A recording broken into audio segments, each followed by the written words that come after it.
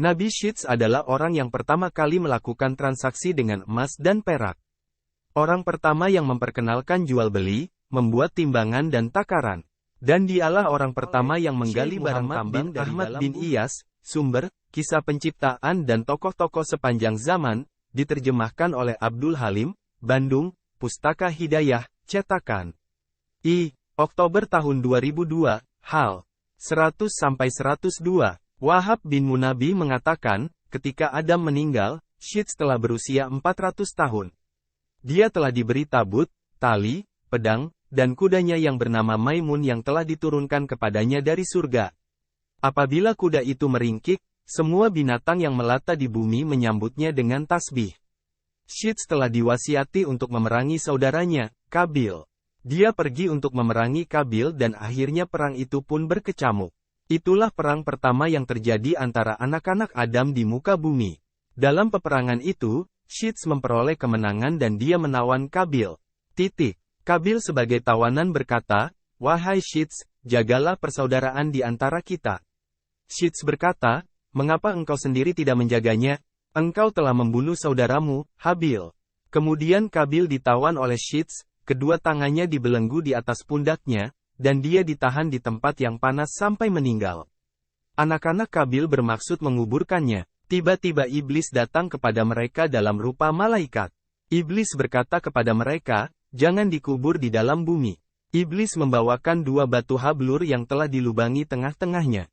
Dia menyuruh mereka memasukkan Kabil ke dalam ruang antara dua batu hablur itu, memakaikannya pakaian terindah dan meminyakinya dengan ramuan-ramuan tertentu sehingga dia tidak akan mengering. Lalu iblis menyuruh mereka menyimpannya di sebuah rumah, diletakkan di atas kursi yang terbuat dari emas dan memerintahkan kepada setiap orang yang masuk ke rumah itu untuk bersujud kepadanya sebanyak 3 kali. Iblis memerintahkan kepada mereka untuk merayakan upacara setiap tahun untuknya dan berkumpul di sekitarnya. Kemudian iblis mewakilkan urusan ini kepada setan. Setan itulah yang kemudian berkomunikasi dengan mereka sehingga manusia terus-menerus sujud kepada Kabil. Sementara Syits, setelah dia menunaikan tugasnya memerangi Kabil, pulang ke negeri Hindi, India, dan menetap di sana sebagai juru pemutus yang adil di antara manusia.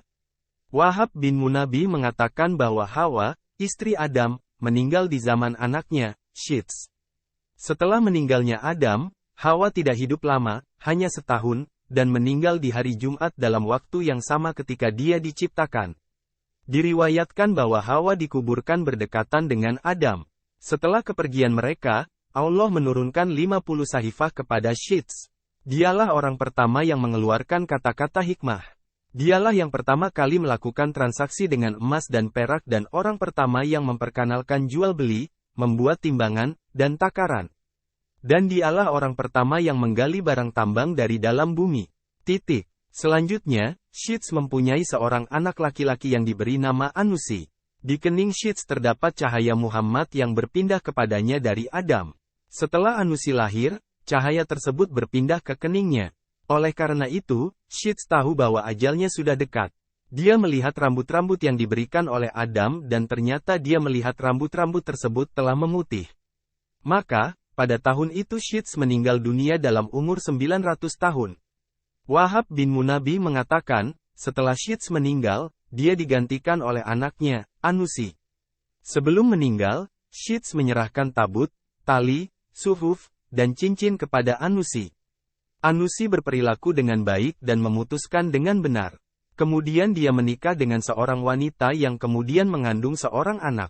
Setelah anak itu lahir, cahaya Muhammad SAW yang ada pada Anusi pindah ke wajahnya. Anak tersebut diberi nama Kainan. Anusi terus melakukan kebiasaannya sampai dia menemui ajalnya.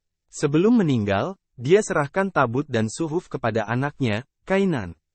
Dia memberi wasiat dan mengangkatnya sebagai pengganti setelahnya. Wahab bin Munabbih mengatakan, setelah Kainan diangkat menjadi pemimpin setelah bapaknya, dia muncul di antara manusia dengan adil. Menjalankan perilaku yang baik, kemudian menikah dengan seorang wanita yang bernama Utnuk. Dari pernikahan tersebut, Utnuk mengandung seorang anak laki-laki. Setelah lahir, anak tersebut diberi nama Mahlaila dan cahaya Muhammad SAW pindah ke keningnya. Selanjutnya, kainan sakit, yang membawanya kepada kematian. Maka, dia serahkan Tabut dan Suhuf kepada anaknya dan mengangkatnya sebagai penggantinya. Berikutnya Mahlaila meninggal dan cahaya beralih ke anaknya yang bernama Yarid. Yarid pun meninggal dan cahaya itu berpindah ke anaknya yang bernama Uhnuh, yang kemudian dikenal dengan Idris.